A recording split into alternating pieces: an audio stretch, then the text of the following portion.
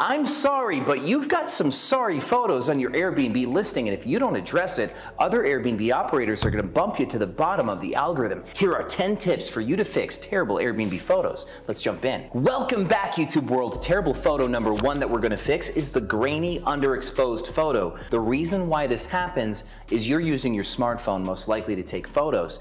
And that smartphone is wicked smart. It knows there's not enough light in the room, so it amps up something called the ISO. What it does is it takes the light that there is and tries to send an amplified or louder signal. But that creates that noisy, grainy look in the photo, that low quality look that you can't undo. Not even in Photoshop, you can't fix it because the information just isn't in the photo. Both the information for the color of the photo and the black and white scale of the photo have been amplified and distorted too much. So now you have a bad photo that you cannot fix. But fortunately for you, you can really bump up the quality of your photos by simply investing in lighting. It won't take a lot of lighting, and no, you don't need flash lighting. Sometimes you can use the lights that are in the room. If you have multiple floor lamps and ceiling light, you could put all of those floor lamps behind you and try to cast light into the room that you're taking the photo of at multiple angles. The main reason why we tend to have bad uneven lighting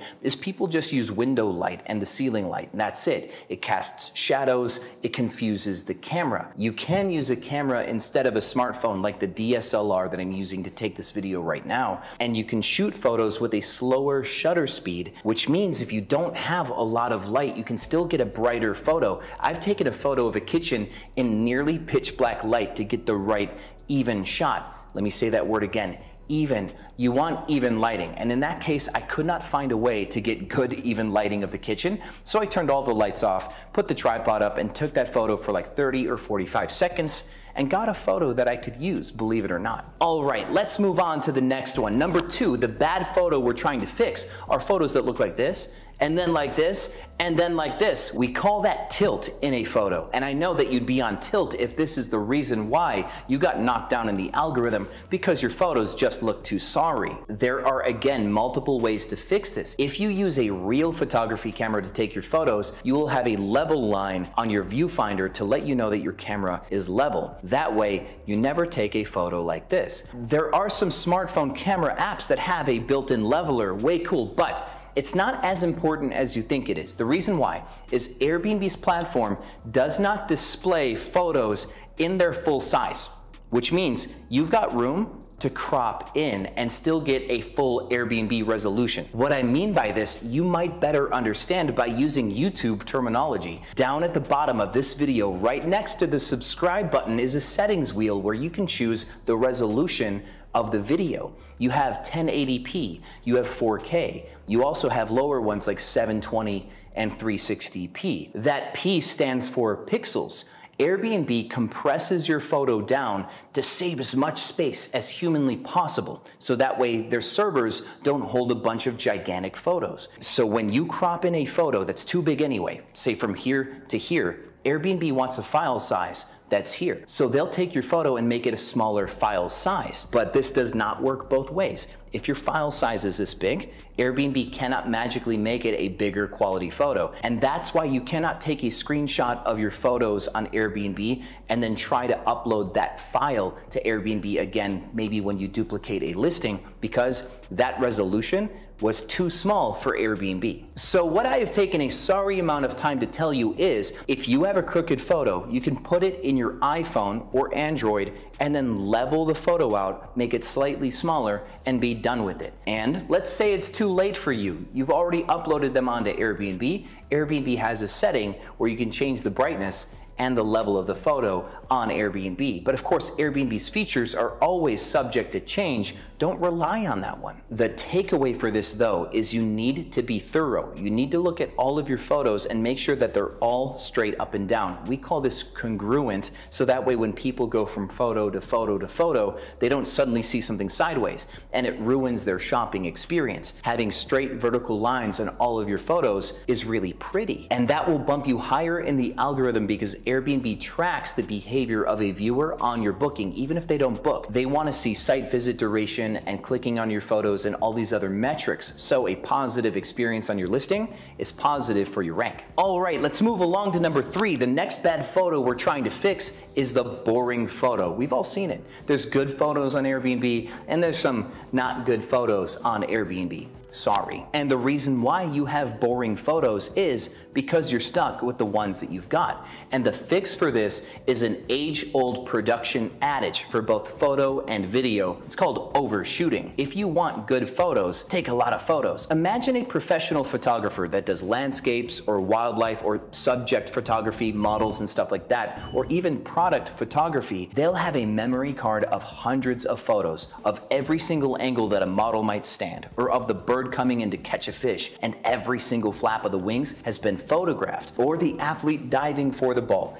Every single frame they're trying to capture, so in the editing room they can pick the perfect one. Now, it's not like your property's moving, I hope. Your couch should not be running around the house. I don't care if it's leopard print, it should be sitting still. So, naturally, if you can't move the couch, you can move the camera. You can shoot from corner to corner in every room. You can also shoot from the center of one wall to the opposite wall. You can take feature or personality shots where you zoom in the camera lens a little bit and focus on one item, such as a coffee station or your stove or some artwork in the room or across the coffee table. What I want you to try to do is capture every room at every angle, nice, low-level photography, and then do some of those feature personality shots. I want you to have 200 photos of your place, and we're going to pick maybe 12 to 25 of them, depending on the size of your property. Which means for about every 20 photos you take, you're gonna keep one and bump the other 19. Okay, let's move on to number 4. The photo we're trying to fix next is the one that just doesn't look quite right.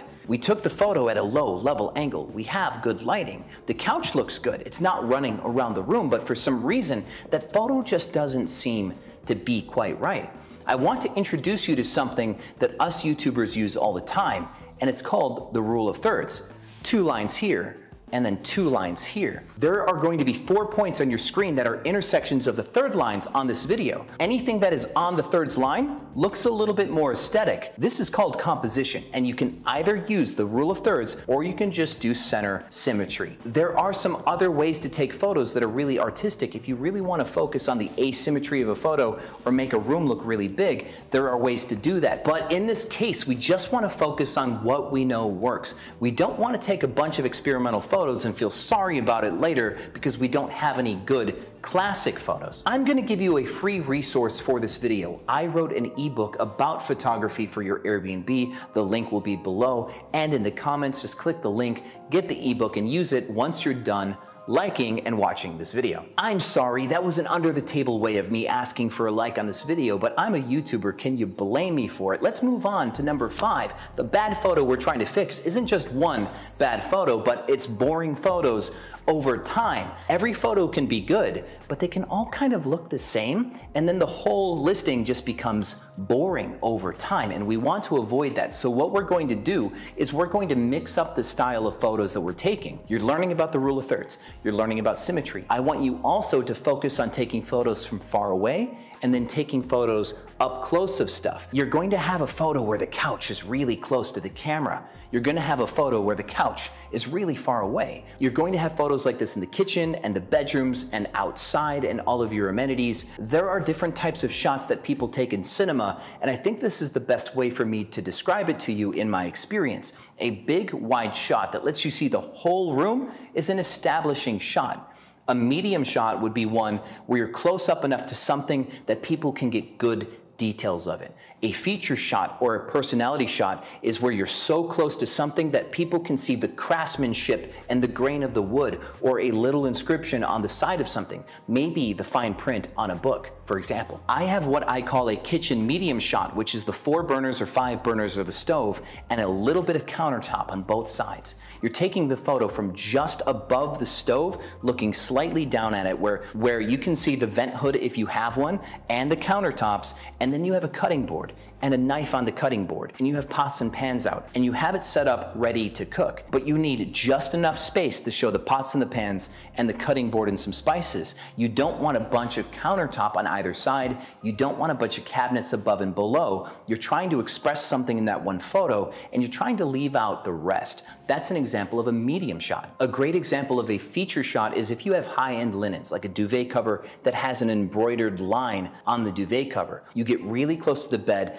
tuck the bed nice and tight. You have your 4 king-size pillows nice and crisp and steamed, duvet cover steamed, and you have that camera right behind that embroidered line, so you can have that embroidered line at the very front of the photo, beautiful white linens, and the pillows going into the back of the photo.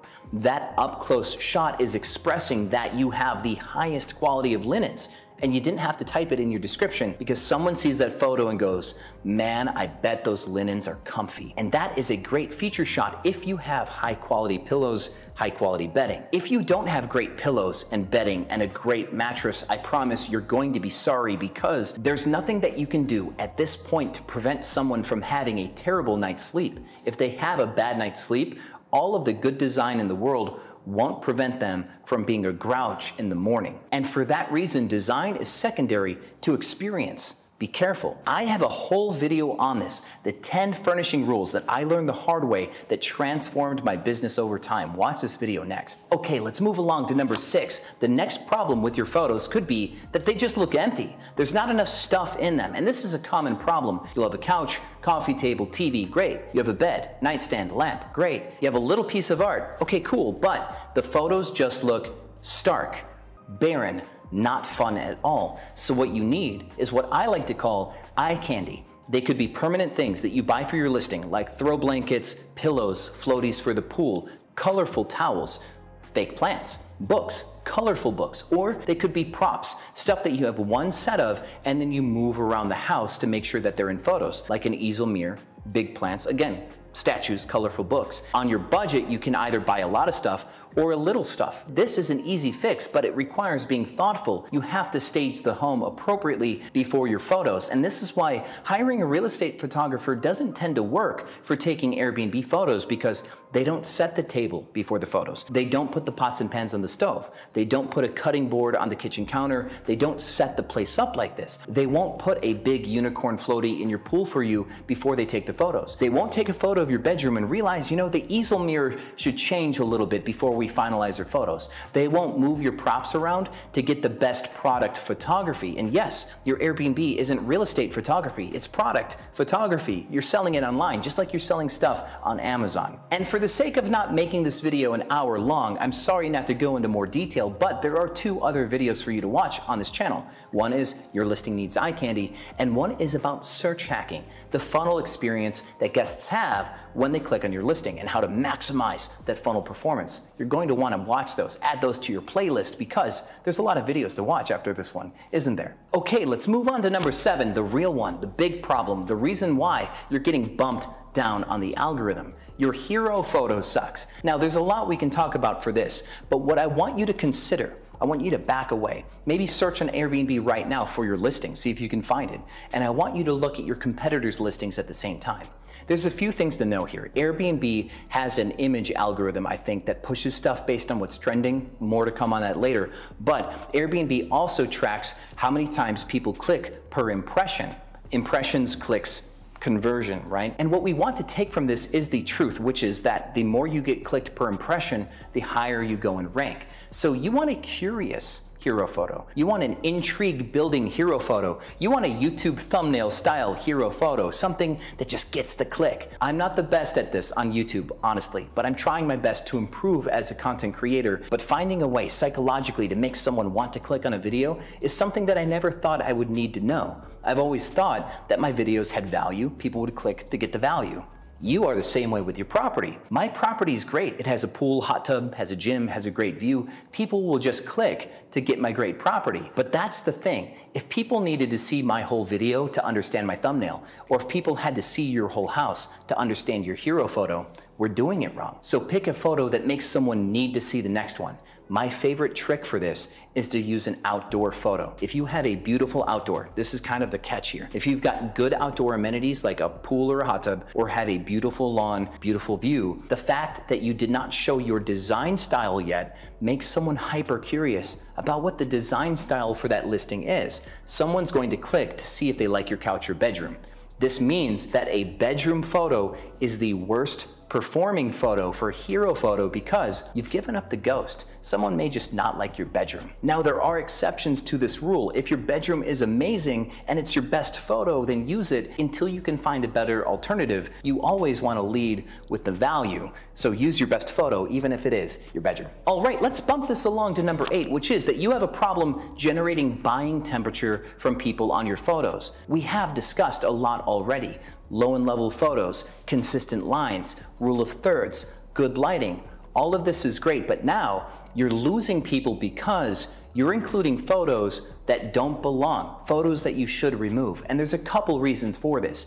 You may have a photo of the washer and dryer, but there's no way to get a good photo of the washer and dryer, so you have an ugly one. Like it's in your basement, and it's an ugly, unfinished basement. That photo just doesn't belong. There's another way to tell them that you have a washer and dryer without having a scary photo of your basement. And if you have 20 photos of your living room and they're all good, and you couldn't pick the final one, don't post all 20, just roll some dice or slap the die thing so it gives you a number and pick some at random if that's what you have to do. You have to whittle down your selection to have exactly as many photos as you need to show them what they're going to get in an exciting way. Ask yourself, is this next photo new? Is there new information? Is there key information? And is this photo exciting? Does it increase the buying temperature of my customer's experience? If this photo is neutral or negative, it has to go. If that photo doesn't express anything new, it has to go. Why have a redundant photo, two of the same thing? The longer your photo reel is, the longer people click and eventually become apathetic to your listing, never getting to the reserve button. If you can sell your listing well in 12 photos instead of 40, people will move on from the photos after 12 and move down to the book button. But if they get lost along the way in that long rabbit hole of photos that you have, somewhere between photo 23 and photo 90, they just go, you know what, I'm gonna see if I like another listing. They were ready to book at photo number 14 and they bumped you off at photo number 40 for a different listing. Stop doing that. All right, let's slide along to number 9. This is starting to split hairs, I'm sorry, but at a very high level, we have to care about every little detail. And in this case, there's another form of consistency I want to make you aware of, which is the tone and the mood of all of your photos. If you have really, really bright photos, and then really, really dark photos, deep or heavy saturated photos, and then stuff with almost no color at all, the way that you assemble those or organize those on your photo tour for your listing is going to be crucial. I would tell you to fix this. I would tell you to try to get a good balanced amount of light in all of your photos instead of having bright ones and dark ones. But you may not be able to help this. You might have an arcade with black walls and LED lights and have this really moody look, and then have this beautiful pearly white bathroom. You're going to have that sometimes. So what I want you to try to do instead is just not go from bathroom to arcade to bathroom to arcade. Don't constantly throw the viewer from bright to dark to bright to dark. Try to get some consistency in that tour so every photo is maybe more similar to the last one or next one than they could be. You want to make sure that people have a nice, smooth shopping experience. Having that jarring experience is kind of like a horror movie, and these are the very little details that could still get somebody to go, you know what? And if I'm not feeling this listing, I'm not going to pull my credit card out. Again, we're splitting hairs. I'm sorry for that, but this could actually lead to you not getting a booking. And anything that bumps you a booking maybe isn't splitting hairs after all. All right, friends, and number 10. I'm actually truly sorry about this. I had to change it last minute. I found myself telling you to buy certain types of camera gear. That was going to be number 10, and I just don't think that's fair. I have good camera gear, and I still barely ever use it, in all honesty. I've been using my iPhone 14 now for a while because it has 3 different camera lengths. So if you don't use an iPhone, yes, camera gear is good, like longer lenses and fisheye lenses, make sure you get quality, but that was gonna be my number 10. And you know what? Doesn't that sound like a sorry number 10? Sounds pretty sorry to me. Now, here's number 10 for real, the 5 photo rule, which is when someone clicks on your listing, your one hero photo becomes 5. There's one big one and 4 small ones. They all get cropped in a little bit more like a square. So the outer right and left edges of every photo disappears for the sake of them being a hero photo. You need to know this for the way you line everything up. But now you have to pick 5 hero photos, because when someone lands on your listing, they see the one photo that they liked, they need to see 4 more that they like. I'm currently researching and shooting a video on my 5 photo rule. It's gonna be right here when it's ready. Watch that video next. Thank you so much for watching this video all the way through to the end. You guys are so amazing, and I'm sorry for making this video a long one. As always, my friends, I will see you on the other side.